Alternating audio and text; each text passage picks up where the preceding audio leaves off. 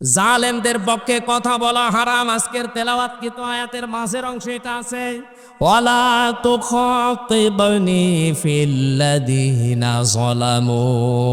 ও আল্লাহ পাক বলেন, নূহ সাবধান, আমি যখন জালেমদেরকে ডুবিয়ে মারবো ওই সময় জালেমের পক্ষ নিয়ে আমার কাছে দোয়া করবা না। সুতরাং আল্লাহ যখন ওদেরকে ডুবিয়েছে, কোন জালেমের পক্ষে যদি এই দেশে কেউ কথা বলে সে আল্লাহর আয়াত ওভারটেক করে। কথা বলে না কেন? আল্লাহ যদি জালেমদের ছাড় না দেয়, আপনার এত দয়া এত মায়া আল্লাহর চাইতে বেশি। জালেমদের দুনিয়াও শেষ, আখিরাতও শেষ, কারণ ওরা আল্লাহর মামলার আসামি। আপনার কি ইয়ার কি মনে হচ্ছে কথাটা? যেই রাজনৈতিক দলে বাংলাদেশে কোরআন নেই, কোরআনের কর্মসূচি নেই, ওই দলে এখন থেকে আমি আর নেই। এইটা একটু আস্তে বলেন, এত জোরে বলার দরকার। এটা আপনি ঠিক রাখতে পারবেন না আমি জানি, খালি এই সামিয়ানার নিচে এখান থেকে বের হয়ে গেলে আগে যা ছিল তাই। কারণ এইটাই আমরা 53 বছর দেখছি। কথা বলেন না কেন? হযরত সুলাইমান নবী একবার জিনদেরকে বলেছিলেন, তোমরা একটা মসজিদ তৈরি করো। ওরা মসজিদ তৈরি করার পরে এসে কমপ্লিট করে এসে আবার ভাঙ্গা আরম্ভ করেছে। সুলাইমান নবী এসে বলছে, কই মসজিদ বলে বানিয়েছিলাম, ভেঙে ফেলিস কেন? আপনি তো বলেননি যে মসজিদ বানানোর পরে কি করা লাগবে, দেখলাম কাজ কাম নাই, কি করব, ভাঙা আরম্ভ করি। সুলাইমান নবী বললেন, ঠিক আছে মসজিদ বানাও, কমপ্লিট হয়ে গেলে একটা কাজ করবা, একটা কুকুরের লেজ সোজা করবা। ওরা মসজিদ তৈরি করার পরে চিন্তা করছে, দেখি কুকুর কোথায় পাওয়া যায়। কুকুর একটা নিয়ে এসেছে, লেজ ধরে টানাটানি করে, সোজা হয়ে যায়, যেই ছেড়ে দেয় আবার যা ছিল তাই। জিনেরা চিন্তা করছে, না এভাবে হবে না, তেল নিয়ে আয়, মোবিল নিয়ে আয়, তেল মোবিল দিয়ে টানে, লম্বা হয়ে যায়, যেই ছেড়ে দেয় আগে যা ছিল তাই। জিনেরা পরামর্শ করছে, এভাবে হবে না, এক কাজ করো, একটা বাঁশ নিয়ে আসো, জায়গা মতো বাঁশ দাও, টাইট করে বেঁধে রাখো। 8-10 দিন বেঁধে রাখার পরে যেই ফুলে দিয়েছে আগে যা ছিল তাই। আমি হাসির খোরাকি দেয়নি, বাস্তবতা বাংলাদেশে এখন এইটাই। কোরআনের পাখি 50 বছরের ওপরে কোরআন দিয়ে কথা বুঝিয়েছিল যে কোরআন যেখানে নেই ওখানে গেলে আল্লাহ আপনাকে খারাপ বানিয়ে দেবে। হাজার হাজার আলেমেরা এই কথাটাই বোঝাতে চায়, এটা তার বাবার কথা না, এটা আল্লাহ রাসূলের কথা। কিন্তু সাথীর লোকের অবস্থান কি তাকান। আগস্টের 5 তারিখের আগ পর্যন্ত একটা আন্তর্জাতিক জরিপ পেয়েছিলাম, এদেশের 100 জনের মাত্র 15 জন মানুষ চাইতো যে আল্লাহর কোরআন দিয়ে দেশটা চলুক। আগস্টের 5 থেকে আজকে, আমি আজ 3 দিনের আগের রিপোর্ট বলছি, 3 দিন আগে আমি একটা রিপোর্ট পেয়েছিলাম আল জাজিরা, ওনারা একটা রিপোর্ট বের করেছে বাংলাদেশ সম্পর্কে। দেশে এখন 100 জনের 58 জন মানুষ চাচ্ছে দেশে ইসলাম কায়েম হোক।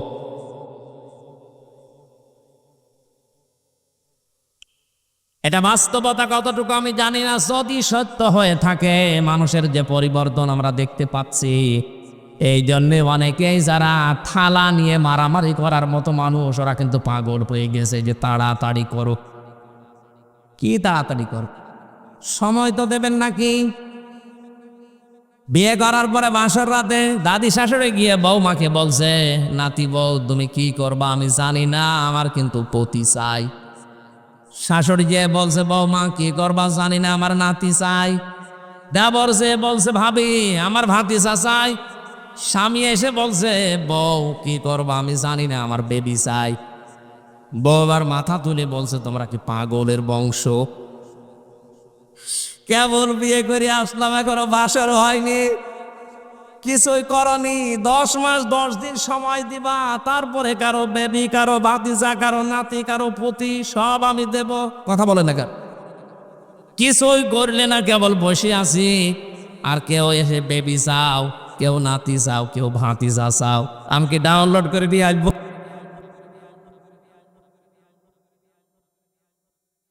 আমি উদাহরণ দিয়ে বোঝাতে চাচ্ছি, আজ যারা শুধু খাবো খাবর ধান্দায় আছেন একটু থামেন। 15.5 বছরের সংসার, এটা দূর করার জন্য 1-1.5 মাস 2 মাসে সম্ভব, অন্তত 10 মাস 10 দিন সময় দেবেন না? তারপরে তো নাতি ভাতিসা বেবি সব হবে। সে সংসার পরিষ্কার না করেই যদি আপনি আবার বলেন না দেন, দিয়ে দিলে কি হবে? আবার ওই দিনের ভোট রাতে হবে। এমনি একবারে 154 জন সিলেকশন হয়ে যাবে ইলেকশনের নামে। কথা বলেন না কেন? আমরা কি ওইটা চাচ্ছি? না, ওইটা আর আমরা ফেরত চাই না। বৈষম্য বিরোধী ছাত্র আন্দোলনে যে 9টা দফা ছিল, যারা জীবন দিয়েছে তাদের উদ্দেশ্য তাকান আপনি, তারা চেয়েছে দেশে যত বৈষম্য সব দূর হবে। এই 15.5 বছরে বৈষম্যের শিকার হয়ে হাজারো মানুষ তাদের এই চেয়ারে বসতে পারে নাই। ব্যারিস্টার আরমান এবং আমান আজমি ভাই, এদেশের রাষ্ট্রের সর্বোচ্চ জায়গা যেটা, সেনাবাহিনীর প্রধান হওয়ার যোগ্যতা রাখত আমান আজমি। বৈষম্য করে তাকে সেখান থেকে দূর করে, শুধু দূর করে নাই, আয়না ঘরে 10টা বছর তাকে রেখে দিয়েছে। আর শুধু নাম শুনেছেন, এটা বাস্তব। আমি নিজে তো 10 দিন ছিলাম, দেখেছি। মাটির নিচে কোনো আলো বাতাস কিচ্ছু নেই, আলো দেওয়া আছে শুধু কারেন্টের। আমার সাথে যিনি ছিলেন ফখরুল ইসলাম মুফতি, উনি বলছিলেন, ভাই আমার এই পার ভেতরে হাত এইভাবে দিয়ে সামনে যে লোহার রড দেওয়া আছে ওর সাথে লাগিয়ে চেন দিয়ে আটকিয়ে দিত।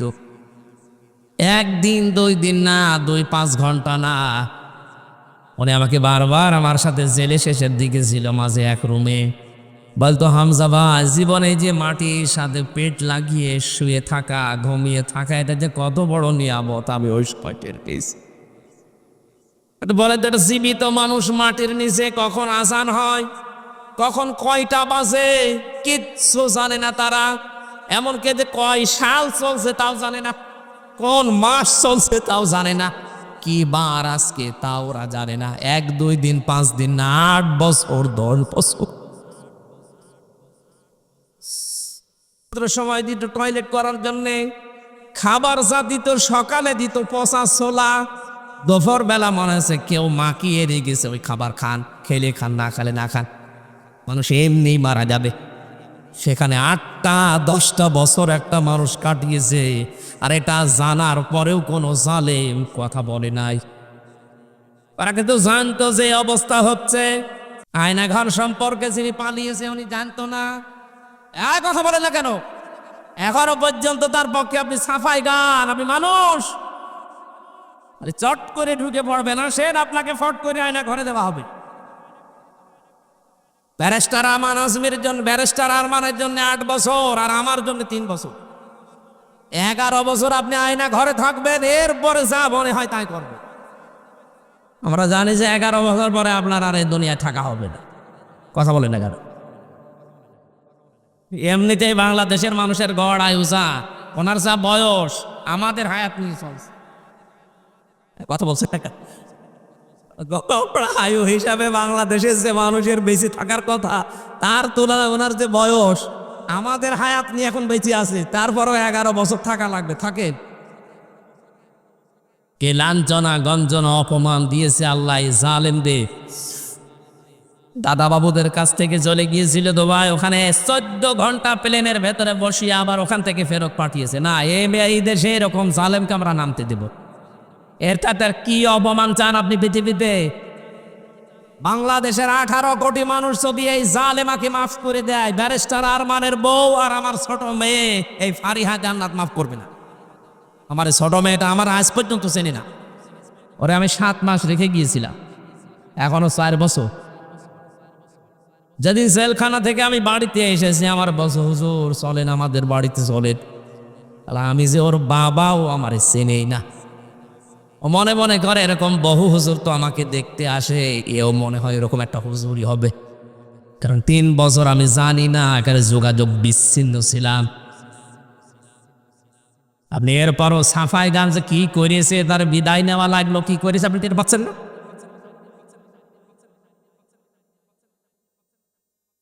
জালেমদের পক্ষে কথা বলা হারাম। আজকের তেলাওয়াতকৃত আয়াতের মাঝের অংশে এটা আছে, ওয়ালা তুখাতিবনি ফিল্লাযীনা যালামু।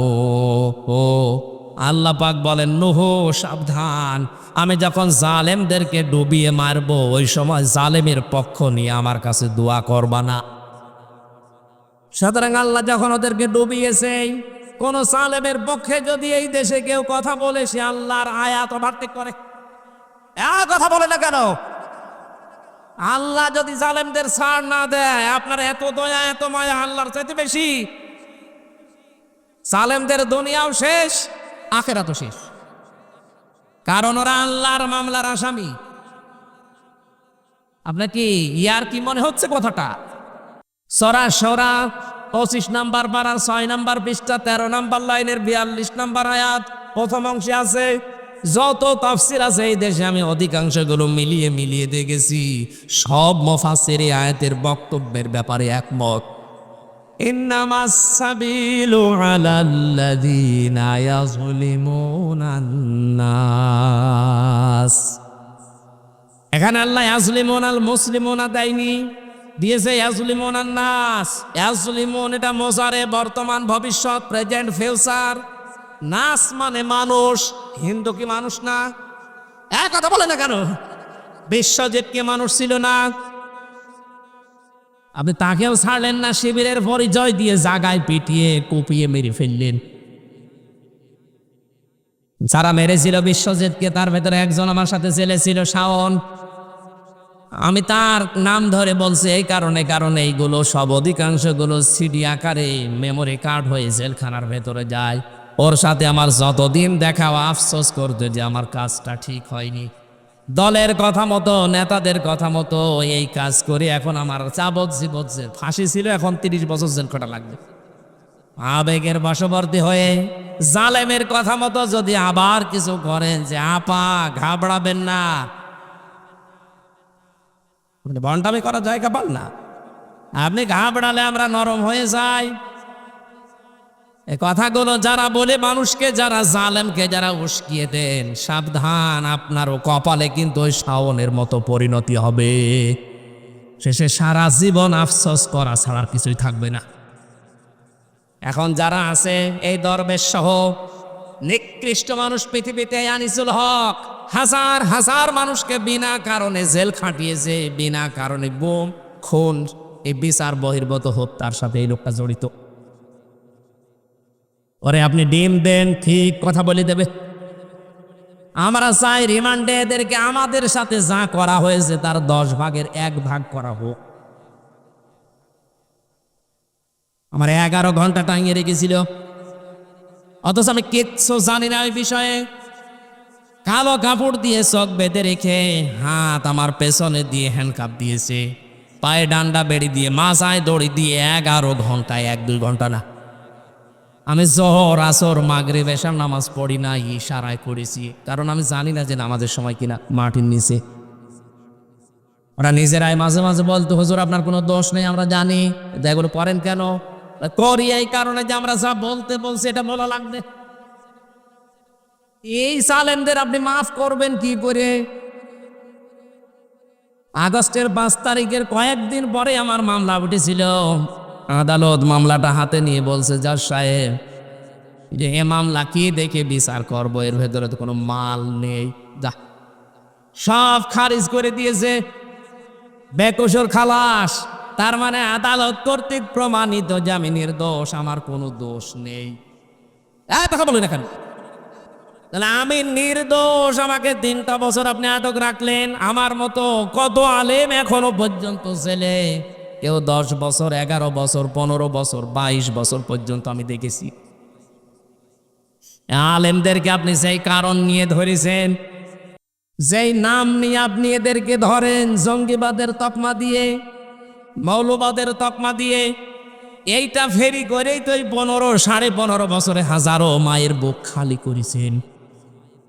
এখনো দেখছি অনেকেই ফাঁদে পা দেওয়ার চেষ্টায় আছেন। আপনি থামেন। মুসলমানদেরকে আপনি মৌলবাদ বলেন কোন কারণে? কথা বলেন না কেন? মুসলমানদেরকে মৌলবাদ বললে এই দেশে ৯৬% মুসলমান সবাই মৌলবাদ। আপনি যদি বলেন যে মৌলবাদ মৌলবাদ এইটা যদি ফেরি গোনেরা ১৫.৫ বছর এত অত্যাচার করতে পারে ওদের ইশারা মতো, আপনি যদি আবার ওদেরকে ফাঁদে ফাঁদ দিয়ে এই কাজ করেন, আবারও হাজারো মায়ের বুক খালি হবে। আমাদের জীবন থাকতে এই শব্দ আমরা মেনে নেব না। যারা ভুল করছেন আমরা আশা করছি আপনারা শুধরিয়ে নেবেন। আমি চাই আমার মামলার আয়ু থেকে শুরু করে যতগুলো মানুষ সেই টপটপতনের সাথে জড়িত, আমি যেহেতু নির্দোষ প্রমাণ হয়ে গেছে আদালত কর্তৃক, আমি প্রত্যেকের এরকম ৩ বছর ফাঁসির কন্ডেম ছেলে দেখতে চাই। এই শয়তানগুলো এখন এদের যে আচরণ, এদের যা অবস্থা, এখনো পর্যন্ত কোনো জালেম যদি শুধরায় না শুধরিয়ে এভাবেই চলতে থাকে, তাদের অবস্থা কয়েকদিন পরে ঠিক ওদের ওই দাদা বাবাদের মতোই হবে। এই জন্য সাবধান করলাম। আমি যে উদাহরণগুলো দিলাম শাওনের, আনিসুল হকের, দরবেশ বাবার, এমনি দেয়নি, এগুলো সব দেখা যাচ্ছে আর আমি নিজে দেখে এসেছি। এই জন্য জালেমদের পক্ষে কোনো সাফাই গাবেন না, কারণ তারা আল্লাহর মামলার আসামি। ইন্নামাস সাবিলু আলাল্লাযিনা ইয়াজলিমুনান নাস, অবশ্যই আমি আল্লাহ মামলা দায়ের করব জালেমদের বিরুদ্ধে। জালেমদের বিরুদ্ধে মামলা দায়ের করবে কে? সুতরাং যিনি পালিয়েছেন ৮৫০ বছর আগে তার দাদা পালিয়েছিল, লক্ষণ সেন। পৃথিবীর ইতিহাসে ৮৫০ বছর কেউ পালিয়ে যায়নি, আর এই পালিয়ে গেল তার নাতি। এক কথা বলে না কেন? উনি সহ যারাই ছিলেন এ দেশের ১৬২৮টা চেয়ার ছিল মেন চেয়ার রাষ্ট্রের দায়িত্ব পালন করার জন্য। এই ১৬২৮টা চেয়ারে যারাই ছিল সবগুলো জানে, সবগুলো। আমার যারা দায়িত্বে ছিল, আমি তো নিজেরটা নিজে বলছি, কাউন্টার টেররিজমে আসাদুজ্জামান থেকে শুরু করে যেই কয়টা ছিল প্রত্যেকটা জানে, কারণ জেনে শুনে জুলুম করতো ওরা।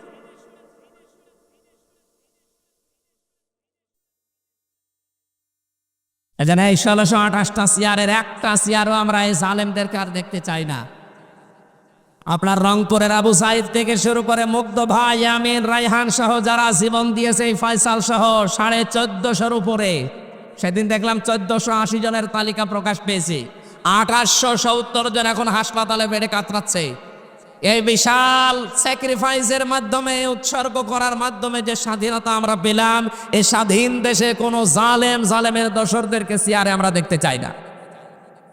খালি মাঝে মাঝে দেখি ওরা পাল্টিয়ে দেয়, এখান থেকে ট্রান্সফার করে কুষ্টিয়া দেয়, কুষ্টিয়া থেকে ফরিদপুরে দেয়। কেন? মানুষ তো একই, ও ট্রান্সফার করো মরা না, ওকে একেবারে জীবনের মতো চেয়ার থেকে কিয়ামতের আগ পর্যন্ত নামিয়ে দেওয়া লাগবে। বৈষম্যের শিকার হয়ে ১৫.৫ বছর যারা অবহেলায় ছিল তাদেরকে নিয়ে সেখানে বসা। ডক্টর মোহাম্মদ ইউনূস অলরেডি এই 2 মাস 3 দিনের ভেতরে প্রায় ১০০ জনের ৬৫ জন পরিবর্তন করে ফেলেছি, বাকি ৩৫ জন এখনো আছে। আমরা চাই খুব তাড়াতাড়ি সংস্কার যখন আরম্ভ হয়েছে, একটা জালেমকেও চেয়ারে দেখতে চাই না। আর যত থাকবে ওরা আর এক জুলুম করবে। হযরত নূহ আলাইহিস সালাম এই জন্য এই দোয়া করেছিলেন, লা তাদার আলাল আরদি মিনাল কাফিরিনা দাজ্জারা, একটা জালেমও যেন জমিনের ভেতরে না থাকে, ওর আন্ডা বাচ্চা পর্যন্ত যেন না থাকে। কারণ জালেমরা টার্গেট কার? আরো জোরে বলেন।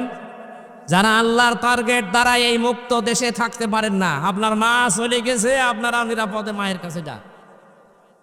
ওয়াম্মা মান সাকুলাত মাওয়াজিনুহু ফাউম্মুহু হাবিয়া, কিয়ামতে যাদের মিজানের পাল্লা, নেকির পাল্লা হালকা হয়ে যাবে, তাদেরকে তার মায়ের কাছে আল্লাহ পাঠাবে। এখানে মা বলতে জাহান্নামকে আল্লাহ বুঝিয়েছে। মায়ের কথা কেন দিলেন? তাফসিরে বেশি মানুষ মায়ের কাছে নিরাপদে থাকে বেশি। কথা বলছেন? সুতরাং আপনারা মায়ের কাছে নিরাপদে থাকবেন, তাড়াতাড়ি করে মায়ের কাছে চলে যান। আপনাদের দরকার নেই, গেছে থাকলেই আল্লাহর গজব নাজিল হবে আপনার কারণে। আমার যে কথা ছিল, কোরআন যেখানে নেই ওখানে আর কিয়ামতের আগে আমরা এই দেশ দিতে চাই না। সে যেখানে, হ্যাঁ আপনার কোরআন নিয়ে যান, আমি ওই দলে আসি। কথা বলেন না কেন? আল্লাহ হাদিসটা আমাদের মেনে নেওয়ার তৌফিক দাও। আমাদের যেন ওই সুলাইমান নবীর সেই কুকুরের মতো লেজ হয়ে না যায়, যে টান দিলে সোজা হয়, এ মাহফিল শেষ করে গেলে আবার বাঁকা হয়। এরকম করবেন, এটাই জীবনের শেষ অনুষ্ঠান মনে করে সিদ্ধান্ত নিয়ে যাবেন। আজকে আপনার বিবেক আছে। যে কোরআন যেখানে নেই, ও দরবার হোক, ও দল হোক, ও বাড়ি হোক, ও ছেলে মেয়ে হোক, আমি ওদের সাথে নেই। আল্লাহ এটা মেনে নেওয়ার তৌফিক দাও, বলেন আমিন। أعوذ بالله من الشيطان الرجيم بسم الله الرحمن الرحيم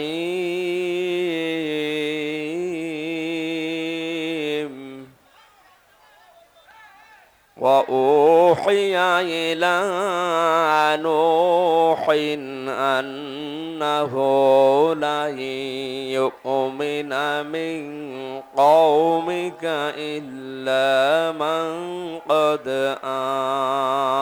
آمن فلا تبتئس بما كانوا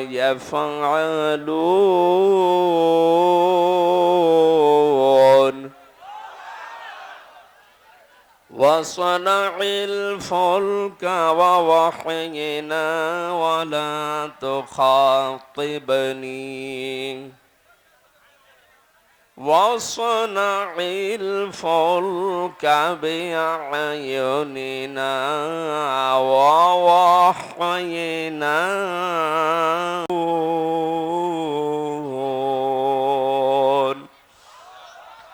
صدقت يا ربنا عن أبي هريرة رضي الله تعالى عنه قال قال النبي صلى الله عليه وسلم من مات ولم يغزو ولم يحدث به نفسه مات على شعبة من النفاق رواه مسلم وقال تعالى في شان حبيبي وما زادهم إلا إيمانا وتسليما اللهم صل على محمد وآله وصحبه وبارك وسلم بلغ العلا بكماله كشف الدجى بجماله حسنت جميع خصاله صلوا عليه وآله الحمد لله এটা কিন্তু সচরাচর কোনো অনুষ্ঠান না, এটা কোরআনের মাহফিল।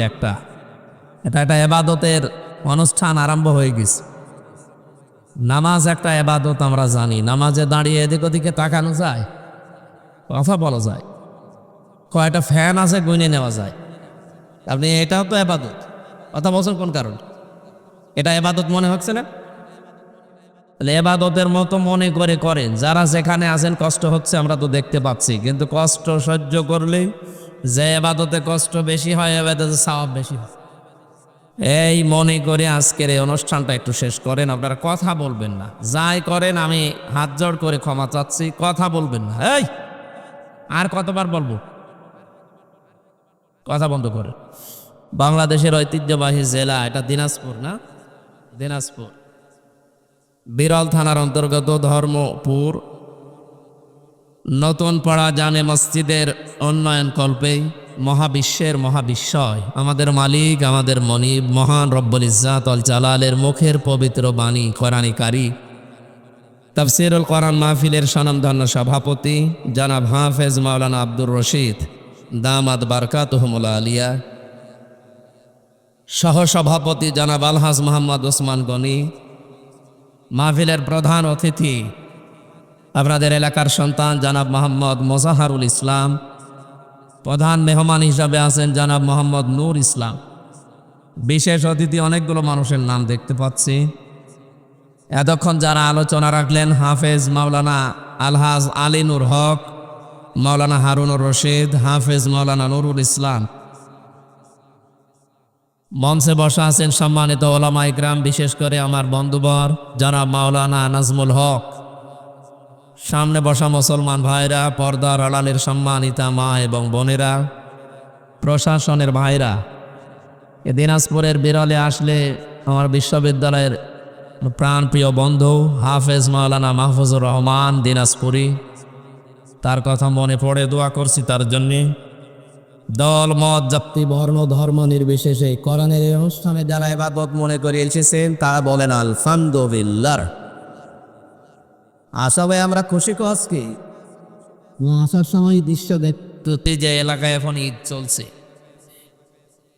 আল্লাহ রাব্বুল আলামিন বলেন কুল বিফাদলিল্লাহি ওয়া বিরহমাতিহি ফাবিযালিকা ফালিয়াফরাহু হুয়া খায়রুম মা ইয়াজমাউন। সূরা ইউনূসের 58 নম্বর আয়াতে আসবে আল্লাহ পাক বলেন, নবী আপনি বলুন, তাম পৃথিবীর মানুষেরা যা পেয়ে যা তাই অ্যাসিভ করে যা অর্জন করে যা কিছু নিয়ে তারা আনন্দ করে, আমি আল্লাহর কাছে কোরআনে কারীম শ্রেষ্ঠ। ওরা যা পেয়েছে ওটা আজকে আছে, কালকে থাকবে না। কোরআন পেয়ে যারা আনন্দ করবে, খুশি হবে যারা, এ দুনিয়ায় শুধু তারা আনন্দিত হবে না, এর পরবর্তীতে জীবন শুরু হবে, পুরা জীবনে তারা আনন্দে থাকবে। বলেন সুবহানাল্লাহ। ফালিয়াফরাহু দিয়েছেন, ফাবিযালিকা ফালিয়াফরাহু।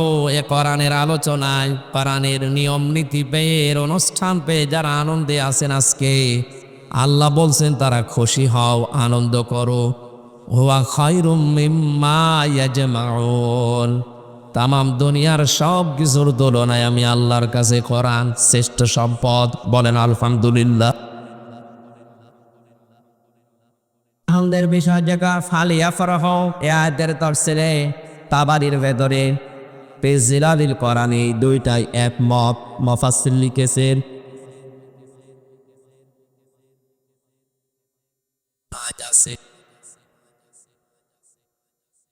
অথচ 15.5 বছরে আমরা অনেককেই ক্ষমতা করতে দেখেছিলাম। এটাকে বেশি বলে ফেললাম। এত বেশি আনন্দ করেছে তারা। আল্লাহ পাক বলেন, ফালাম্মা নাসু মা যুক্কিরু বিহি ফাতাহনা আলাইহিম আবওয়াবা কুল্লি শাইইন যালিকা বিআন্নাহুম ফারিহুন ইলা আখিরি আয়া।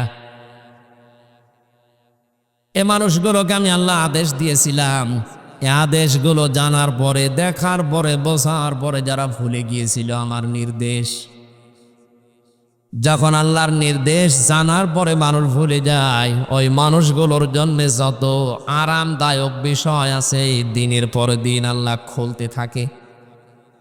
ফাতাহনা আমি আল্লাহ নিজে খুলে দেয়। এখানে ফাইল সরাসরি আল্লাহ, আবওয়াবা বাবের বহু বচন। যত রকমের আনন্দের বিষয় দুনিয়ায় আছে এগুলো সব আমি আল্লাহ একটার পর একটা খুলতে থাকি। এখানে আমার প্রশ্ন দুইটা। একদিকে আল্লাহর আদেশ জানার পরে মানুষ অবাধ্য হয়ে যায়, মানুষ আল্লাহকে মানে না, তার বিধানগুলো জানার পরও ভুলে গেছে, তাকে শাস্তি দেওয়ার দরকার ছিল মনিব হিসাবে। অথচ আল্লাহ পাক তার যত নিয়ামত আছে সব তাদের জন্য বাড়াতে থাকে। কারণ কি?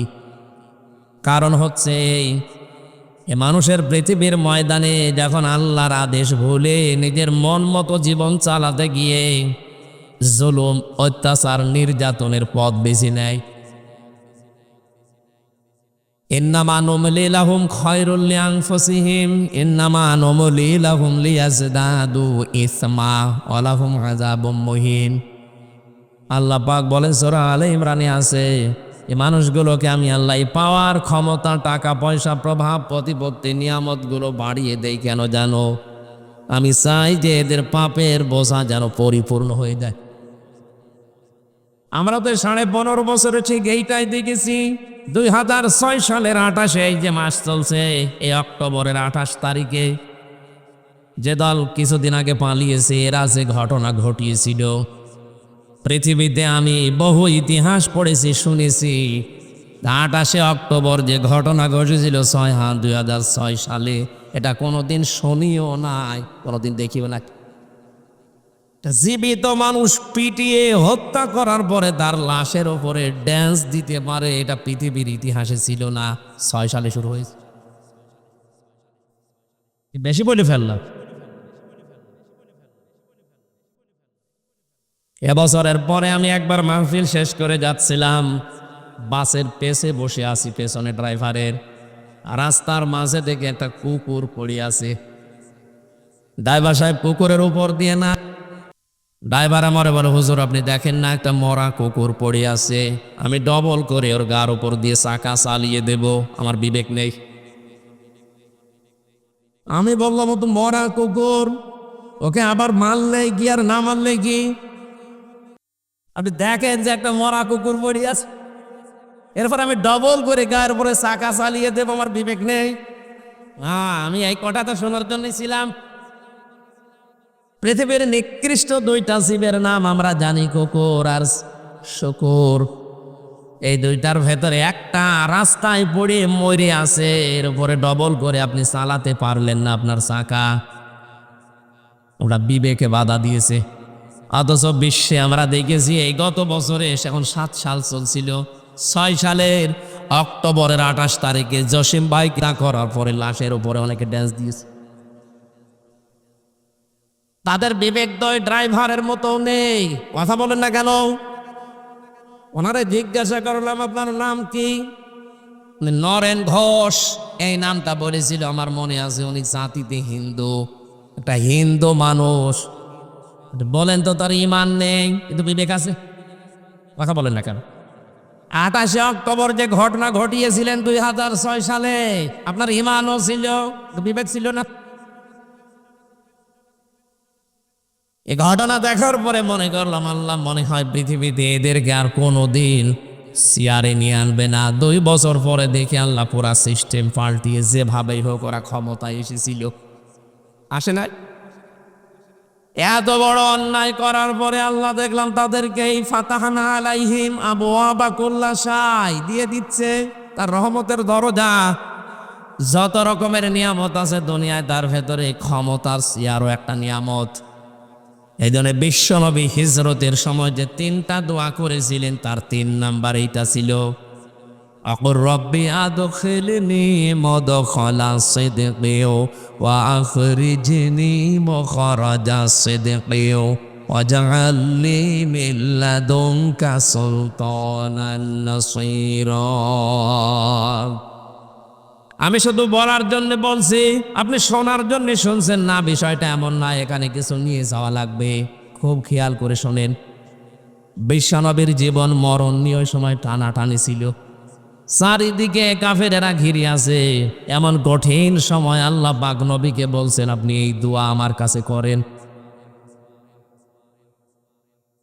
তিনি সামনের থেকে এক মুষ্টি বালি হাতে নিলেন, ঘরের মেঝো থেকে সূরা ইয়াসিন থেকে কয়েকটা আয়াত পড়লেন ইবসিরুন পর্যন্ত, এরপরে নিক্ষেপ করলেন সামনের দিকে। আল্লাহ পরবর্তীতে তাকে জানিয়েছেন, ওমা রমাইতা ইযে রমাইতা ওয়ালাকিন্নাল্লাহা রমা। হে নবী, আপনি তো শুধু বালির সামনের দিকে নিক্ষেপ করেছিলেন, ঘরের সামনে যারা ছিল এদের কয়েকজনের চোখে বালি যাওয়ার কথা।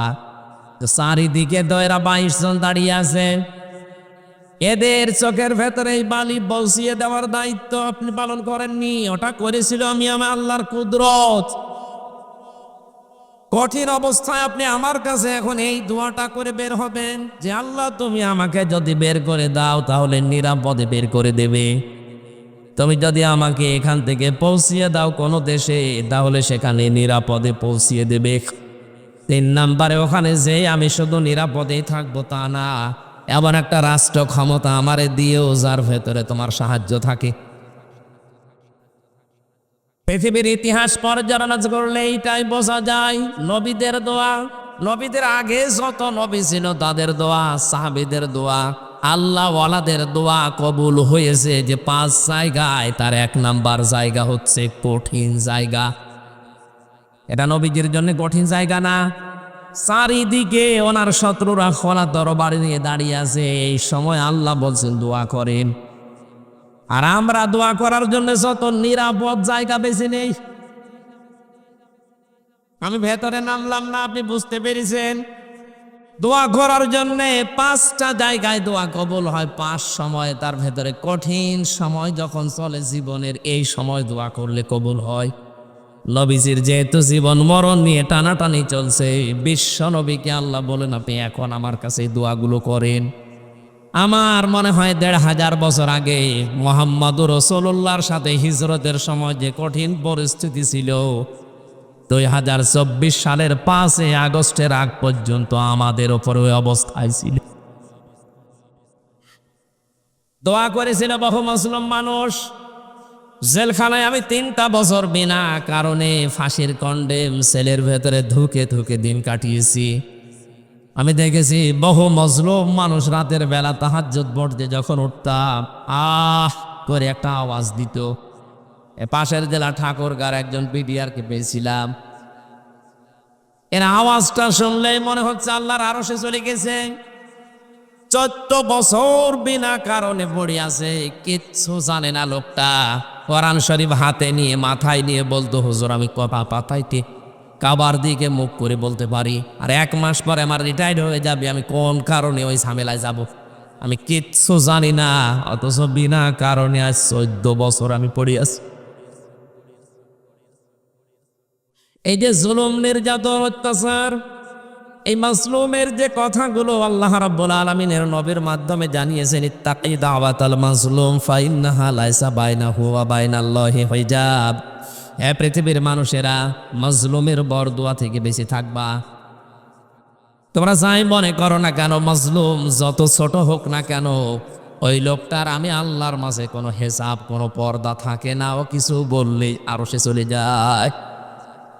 15.5 বছরে মানুষের আহাজারি, দুঃখ, কষ্ট, হতাশার যে একটা দীর্ঘ নিঃশ্বাস আমি নিজে দেখেছিলাম। এই কথাগুলো আল্লাহর আরশে চলে গেছে, এই জন্য আল্লাহ ধরেছে।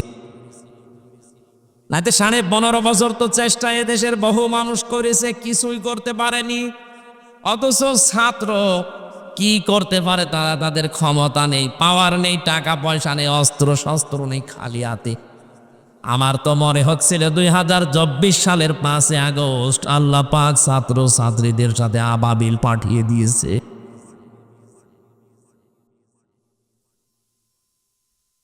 ফাইদা ফারিহু বিমা উতু আখাযনাহুম বাগতাতান।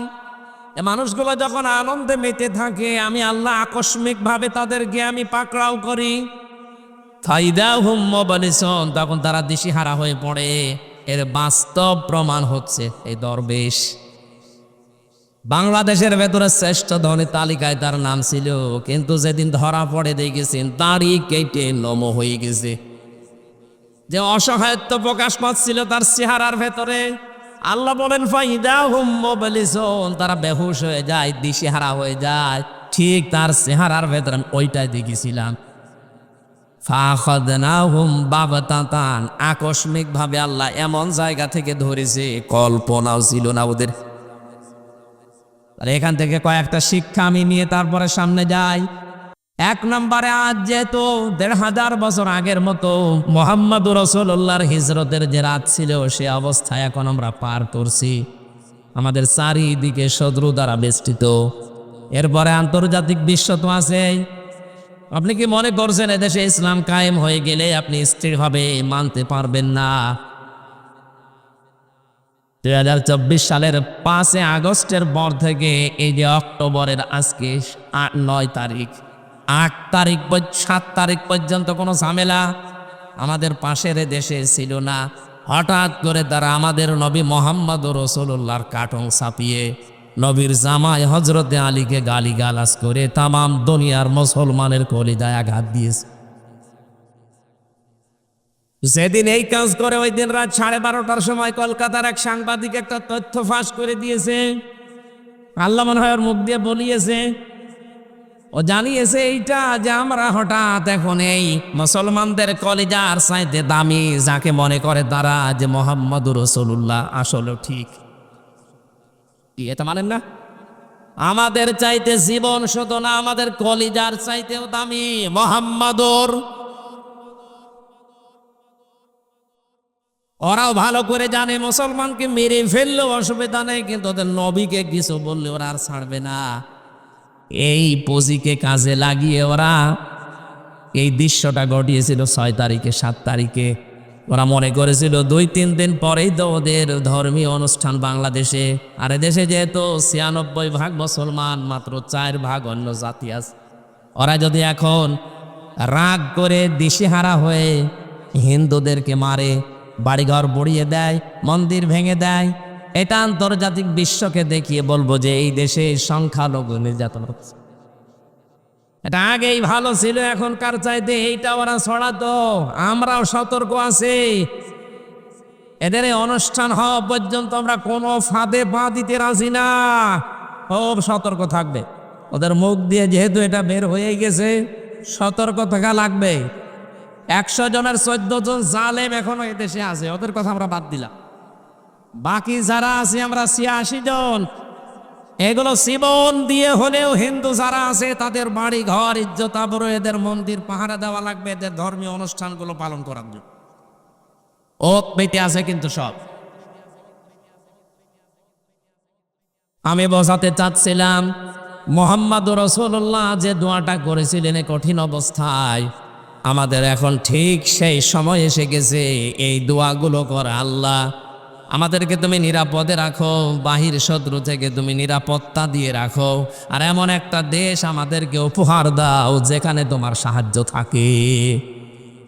আজ বাংলাদেশ জামাত ইসলামের শ্রদ্ধাভাজন আমির ডাক্তার শফিকুর রহমান 21টা দফা দিয়েছে রাষ্ট্র সংস্কারের জন্য, 41টা। আপনি দেখেছেন, পড়ে পড়ে আমি আসার সময় পড়েছি। এগুলো সব আমি দেখেছিলাম, আমার তো সময় কম থাকে, আমি টয়লেটে বসে ওগুলো দেখছিলাম মোবাইলের মাধ্যমে। সময় নেই, যেখানে দেয় খালি মানুষ সেলফি তোলে। কি করব, ওখানে 2-4 মিনিট সময় পেলাম, দেখলাম, দেখিনি কি লিখিস। বাস্তবতা এইটাই, নবীজি যা করেছিলেন।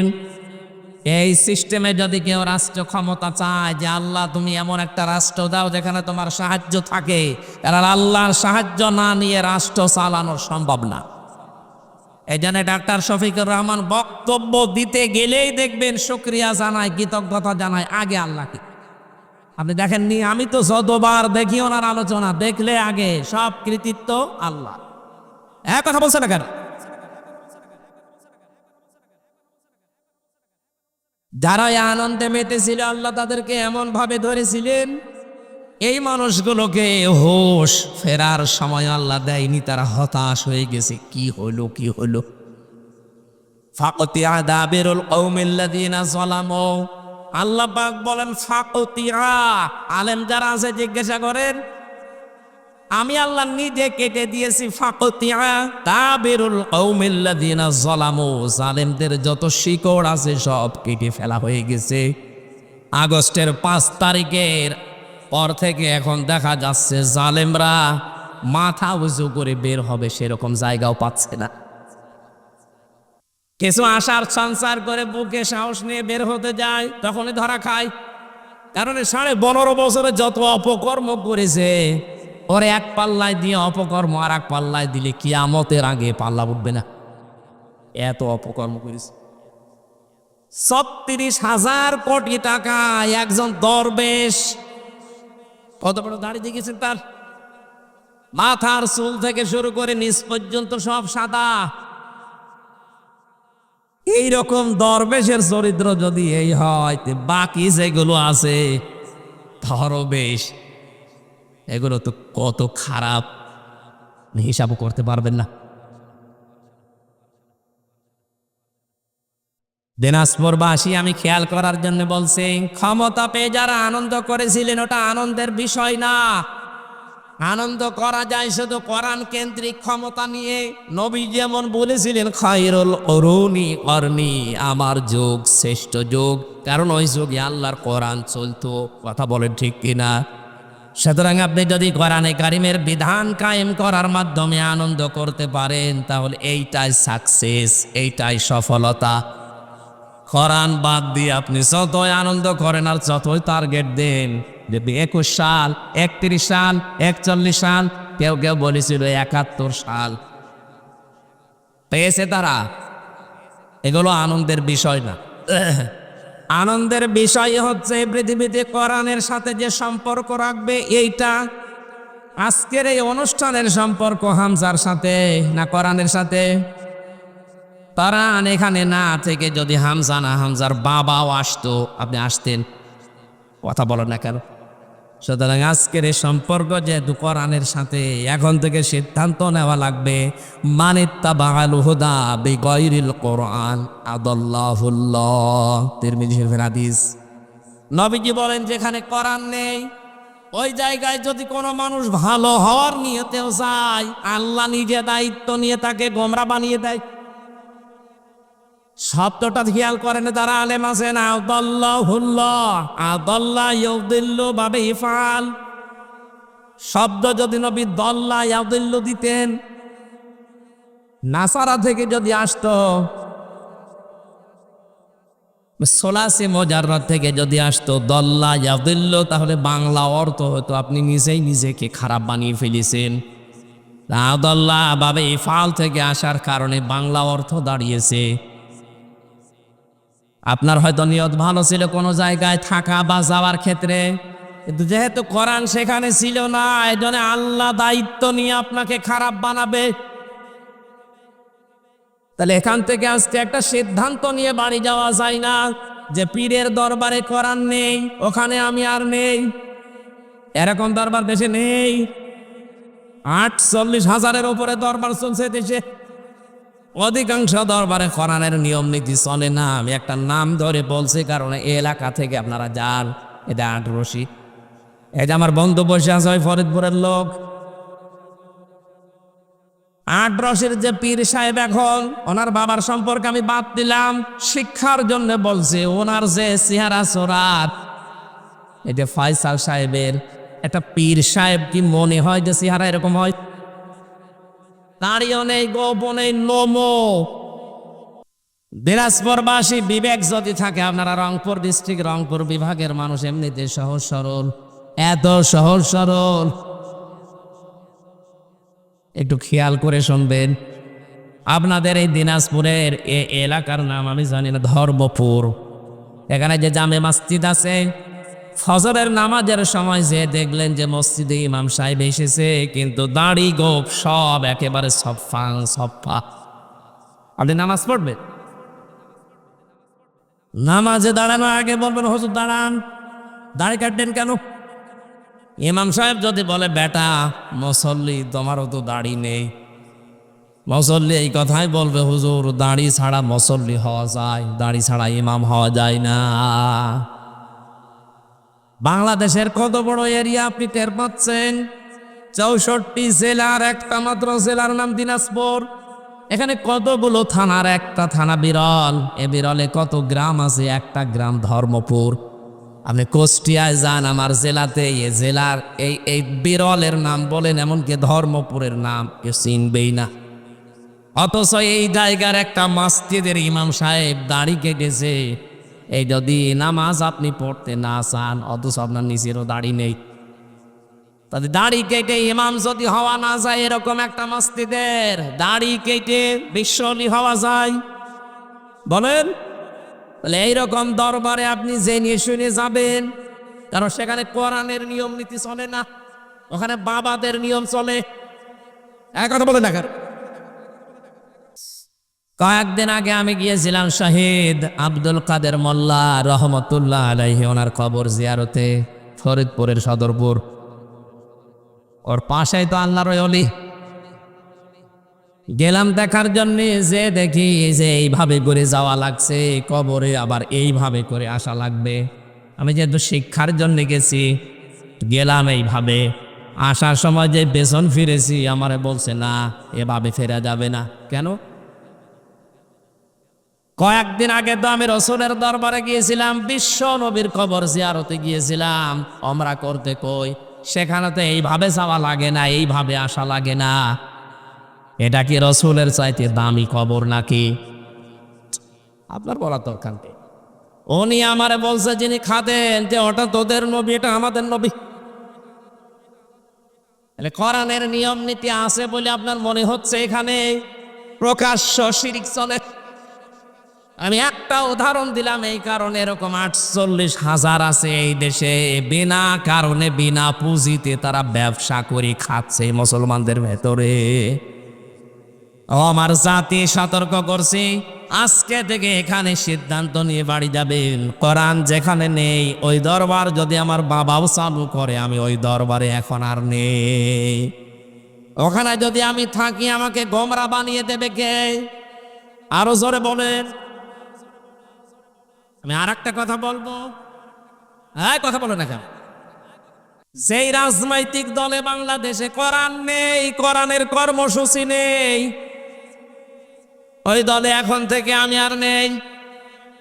না, এইটা একটু আস্তে বলেন, এত জোরে বলার দরকার। এটা আপনি ঠিক রাখতে পারবেন না আমি জানি, খালি এই সামিয়ানার নিচে এখান থেকে বের হয়ে গেলে আগে যা ছিল তাই। কারণ এইটাই আমরা 53 বছর দেখছি। এক কথা বলেন না কেন? হযরত সুলাইমান নবী একবার জিনদেরকে বলেছিলেন তোমরা একটা মসজিদ তৈরি করো। ওরা মসজিদ তৈরি করার পরে এসে কমপ্লিট করে এসে আবার ভাঙ্গা আরম্ভ করেছে। সুলাইমান নবী এসে বলছে কই মসজিদ? বলে বানিয়েছিলাম, ভেঙে ফেলিস। কেন? আপনি তো বলেননি যে মসজিদ বানানোর পরে কি করা লাগবে, দেখলাম কাজ কাম নাই, কি করব? ভাঙা আরম্ভ করি। সুলাইমান নবী বললেন ঠিক আছে মসজিদ বানাও, কমপ্লিট হয়ে গেলে একটা কাজ করবা, একটা কুকুরের লেজ সোজা করবা। ওরা মসজিদ তৈরি করার পরে চিন্তা করছে দেখি কুকুর কোথায় পাওয়া যায়। কুকুর একটা নিয়ে এসেছে, লেজ ধরে টানাটানি করে সোজা হয়ে যায়, যে ছেড়ে দেয় আবার যা ছিল তাই। জিনেরা চিন্তা করছে না এভাবে হবে না, তেল নিয়ে আয়, মোবিল নিয়ে আয়, তেল মোবিল দিয়ে টানে লম্বা হয়ে যায়, যেই ছেড়ে দেয় আগে যা ছিল তাই। জিনেরা পরামর্শ করছে এভাবে হবে না, এক কাজ করো একটা বাঁশ নিয়ে আসো, জায়গা মতো বাঁশ দাও, টাইট করে বেঁধে রাখো। 8-10 দিন বেঁধে রাখার পরে যেই ফুলে দিয়েছে আগে যা ছিল তাই। আমি হাসির খোরাকি দেয়নি, বাস্তবতা বাংলাদেশে এখন এইটাই। কোরআনের পাখি 50 বছরের ওপরে কোরআন দিয়ে কথা বুঝিয়েছিল যে কোরআন যেখানে নেই ওখানে গেলে আল্লাহ আপনাকে খারাপ বানিয়ে দেবে। হাজার হাজার আলেমেরা এই কথাটাই বোঝাতে চায় এটা তার বাবার কথা না, এটা আল্লাহ রাসূলের কথা। কিন্তু সাথীর লোকের অবস্থান কি তাকান। আগস্টের 5 তারিখের আগ পর্যন্ত একটা আন্তর্জাতিক জরিপ পেয়েছিলাম, এদেশের 100 জনের মাত্র 15 জন মানুষ চাইতো যে আল্লাহর কোরআন দিয়ে দেশটা চলুক। আগস্টের 5 থেকে আজকে, আমি আজ 3 দিনের আগের রিপোর্ট বলছি, 3 দিন আগে আমি একটা রিপোর্ট পেয়েছিলাম আল জাজিরা, ওনারা একটা রিপোর্ট বের করেছে বাংলাদেশ সম্পর্কে। দেশে এখন 100 জনের 58 জন মানুষ চাচ্ছে দেশে ইসলাম কায়েম হোক।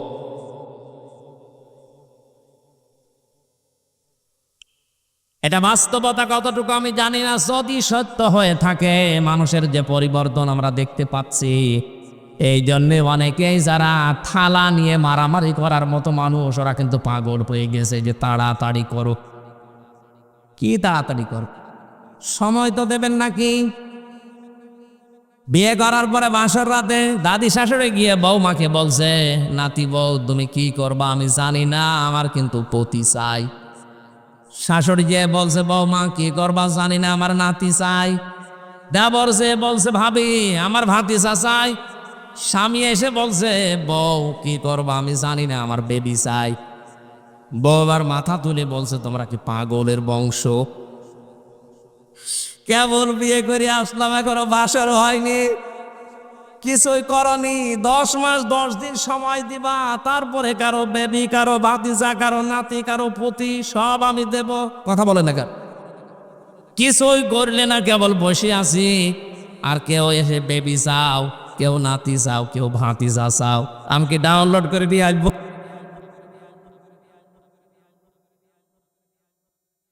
আমি উদাহরণ দিয়ে বোঝাতে চাচ্ছি, আজ যারা শুধু খাবো খাবার ধান্দায় আছেন একটু থামেন। 15.5 বছরের সংসার, এটা দূর করার জন্য 1-1.5 মাস 2 মাসে সম্ভব, অন্তত 10 মাস 10 দিন সময় দেবেন না? তারপরে তো নাতি ভাতিজা বেবি সব হবে। সে জঞ্জাল পরিষ্কার না করেই যদি আপনি আবার বলেন না দেন, দিয়ে দিলে কি হবে, আবার ওই দিনের ভোট রাতে হবে। এমনি একবারে 154 জন সিলেকশন হয়ে যাবে ইলেকশনের নামে। কথা বলেন না কেন? আমরা কি ওইটা চাচ্ছি? না, ওইটা আর আমরা ফেরত চাই না।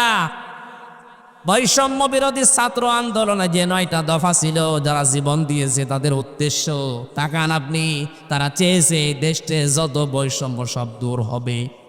এই 15.5 বছরে বৈষম্যের শিকার হয়ে হাজারো মানুষ তাদের এই চেয়ারে বসতে পারে নাই। ব্যারিস্টার আরমান এবং আমান আজমি ভাই, এদেশের রাষ্ট্রের সর্বোচ্চ জায়গা যেটা, সেনাবাহিনীর প্রধান হওয়ার যোগ্যতা রাখত আমান আজমি। বৈষম্য করে তাকে সেখান থেকে দূর করে, শুধু দূর করে নাই, আয়না ঘরে 10টা বছর তাকে রেখে দিয়েছে। আর শুধু নাম শুনেছেন, এটা বাস্তব। আমি নিজে তো 10 দিন ছিলাম, দেখেছি।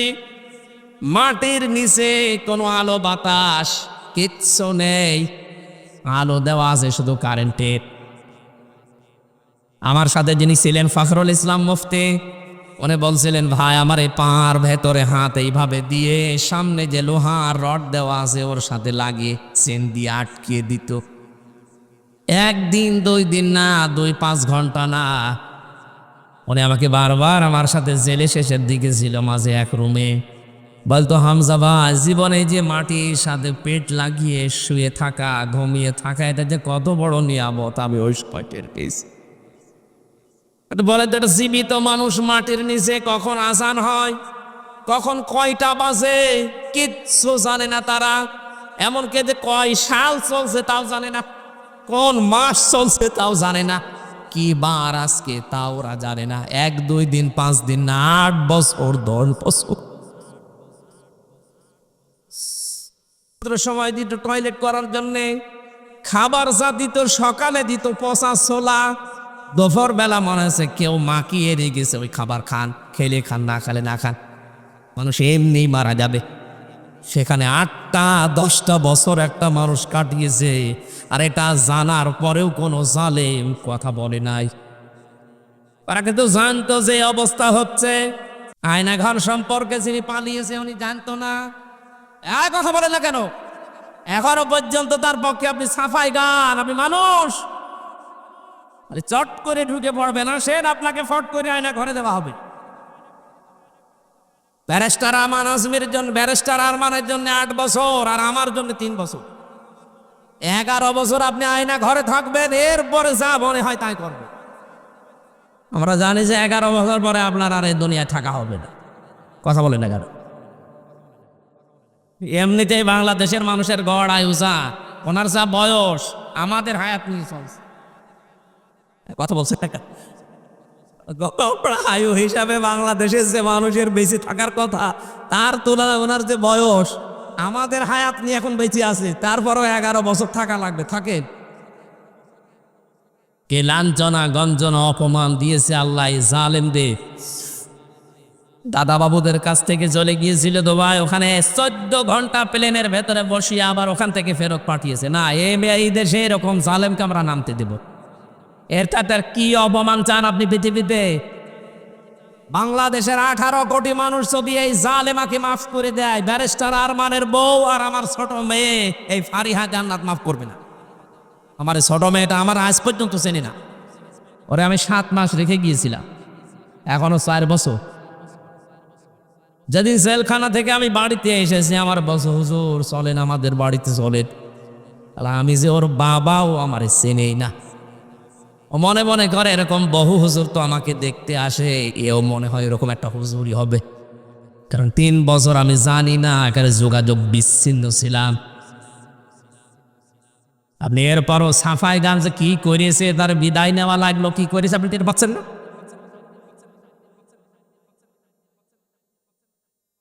জালেমদের পক্ষে কথা বলা হারাম। আজকের তেলাওয়াতকৃত আয়াতের মাঝের অংশে এটা আছে, ওয়ালা তুখাতিবনি ফিল্লাযীনা যালামু।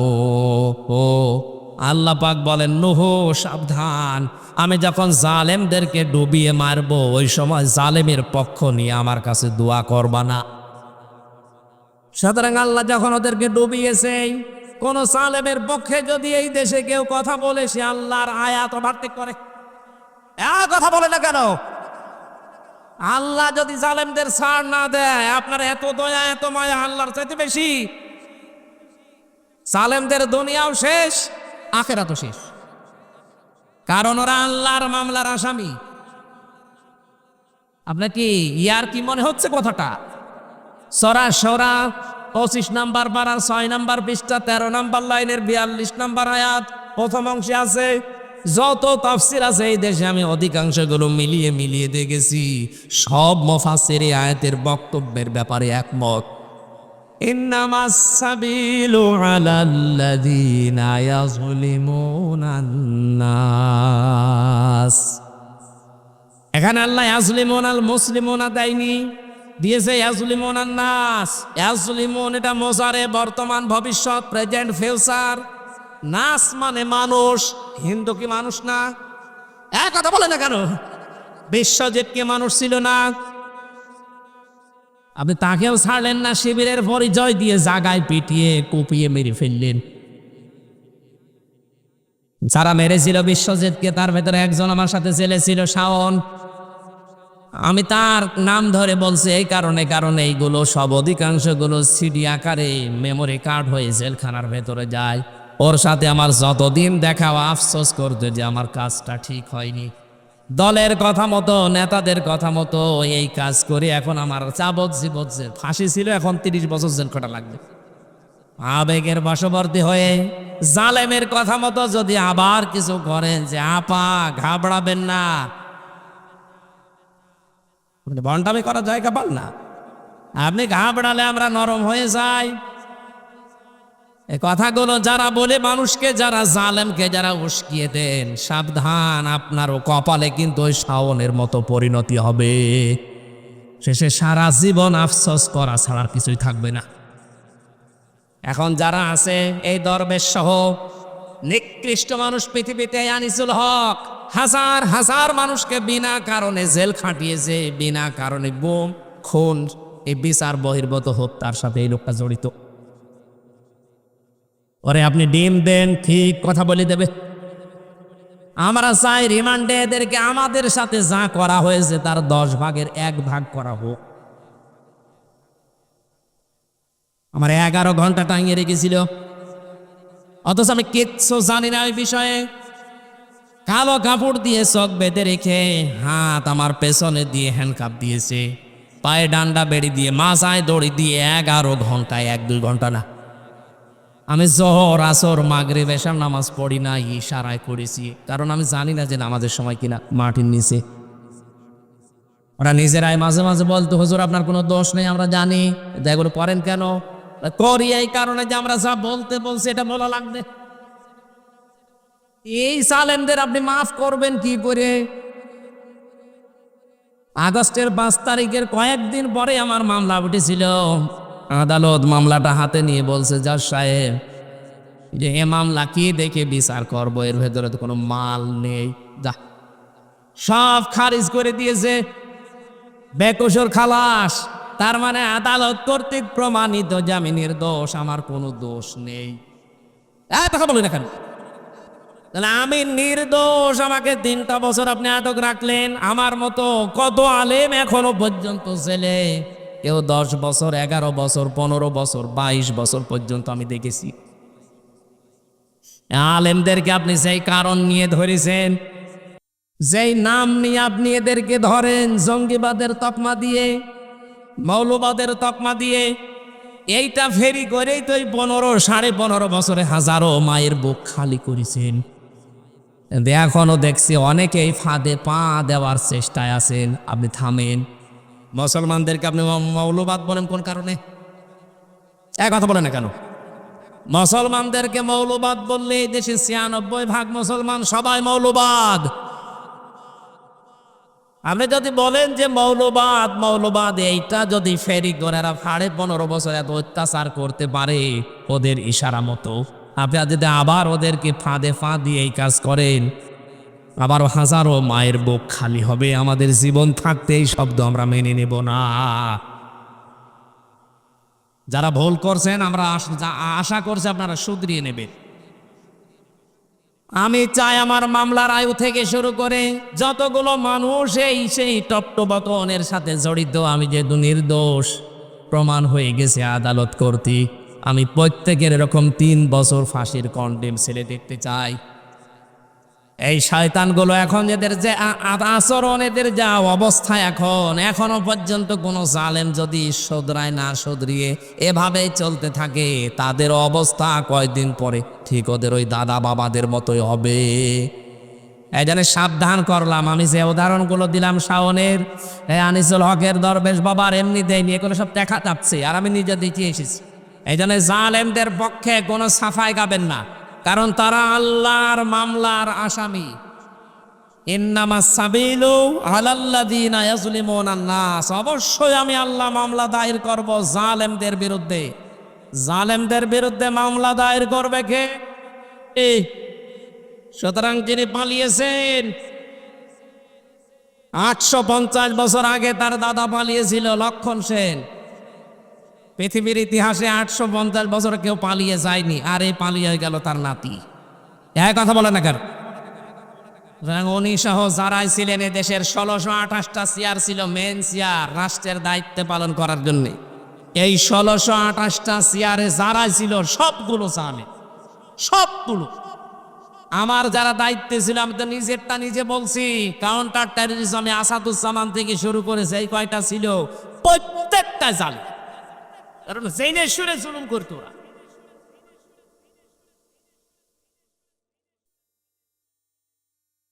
এজন্য এই 1628টা চেয়ারের একটা চেয়ারও আমরা এই জালেমদেরকে আর দেখতে চাই না।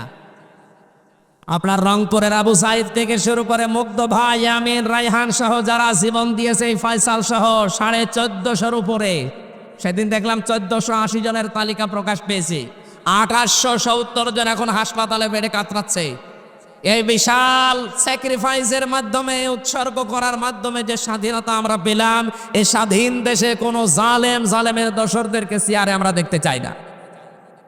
খালি মাঝে মাঝে দেখি ওরা পাল্টিয়ে দেয়, এখান থেকে ট্রান্সফার করে কুষ্টিয়া দেয়, কুষ্টিয়া থেকে ফরিদপুরে দেয়। কেন? মানুষ তো একই, ও ট্রান্সফার করো মরা না, ওকে একেবারে জীবনের মতো চেয়ার থেকে কিয়ামতের আগ পর্যন্ত নামিয়ে দেওয়া লাগবে।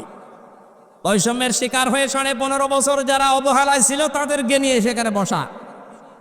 ডক্টর মোহাম্মদ ইউনূস অলরেডি এই 2 মাস 3 দিনের ভেতরে প্রায় 100 জনের 65 জন পরিবর্তন করে ফেলেছি, বাকি 35 জন এখনো আছে। আমরা চাই খুব তাড়াতাড়ি, সংস্কার যখন আরম্ভ হয়েছে, একটা জালেমকেও চেয়ারে দেখতে চাই না। আর যত থাকবে ওরা আর এক জুলুম করবে। হযরত নূহ আলাইহিস সালাম এই জন্য এই দোয়া করেছিলেন, লা তাদার আলাল আরদি মিনাল কাফিরিনা দাজ্জারা, একটা জালেমও যেন জমিনের ভেতরে না থাকে, কোন আন্ডা বাচ্চা পর্যন্ত যেন না থাকে। কারণ জালেমরা টার্গেট কার? আরো জোরে বলেন। যারা আল্লাহর টার্গেট, দ্বারা এই মুক্ত দেশে থাকতে পারেন না। আপনার মা চলে গেছে, আপনারা নিরাপদে মায়ের কাছে যান।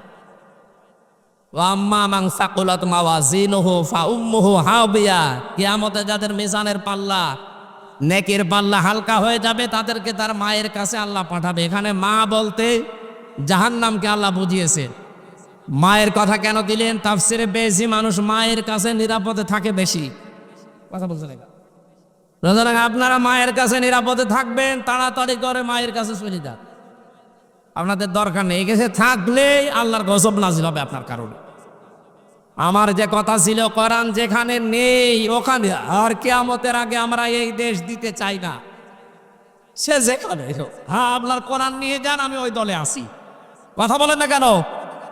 আল্লাহ হাদিসটা আমাদের মেনে নেওয়ার তৌফিক দাও। আমাদের যেন ওই সুলাইমান নবীর সেই কুকুরের মতো লেজ হয়ে না যায়, যে টান দিলে সোজা হয়, এ মাহফিল শেষ করে গেলে আবার বাঁকা হয়। এরকম করবেন, এটাই জীবনের শেষ অনুষ্ঠান মনে করে সিদ্ধান্ত নিয়ে যাবেন। আজকে আপনার বিবেক আছে যে কোরআন যেখানে নেই, ও দরবার হোক, ও দল হোক, ও বাড়ি হোক, ও ছেলে মেয়ে হোক, আমি ওদের সাথে নেই। আল্লাহ এটা মেনে নেওয়ার তৌফিক দাও, বলেন আমিন। দরুদ সালাম পাঠ করে আজকে তাফসির মাহফিল লিখেছেন, আমরা তাফসির আকারে কিছু কথা বলার চেষ্টা চালাচ্ছি। সূরা হুদ, কোন সূরা? 123টা আয়াত আছে, 11টা রুকু আছে, 11 নম্বর সূরা কোরআনে কারিমের 10টা রুকু আছে। আমরা 36 37 দুইটা আয়াত পড়েছি। তাফসীর আকারে এখান থেকে কিছু কথা এই বাস্তবের সাথে মিলিয়ে বলবো ইনশাল্লাহ। আপনাদের কষ্ট হয়ে যাচ্ছে? এই যারা ওঠাউঠি করছেন একটু তাড়াতাড়ি ওঠেন ভাই, না উঠুক, তাড়াতাড়ি একটু ওঠেন, তাড়াতাড়ি একটু বাড়ি চলে যান। যারা আছে অন্তত তারা বসেন, আমরা এই দুই আয়াতের তাফসীর করতে চাই। শুনবেন তো? জবান খুলে কোরআনের আয়াত পড়েন। আউযু বিল্লাহি মিনাশ শাইতানির রাজিম। বিসমিল্লাহির রহমানির রহিম।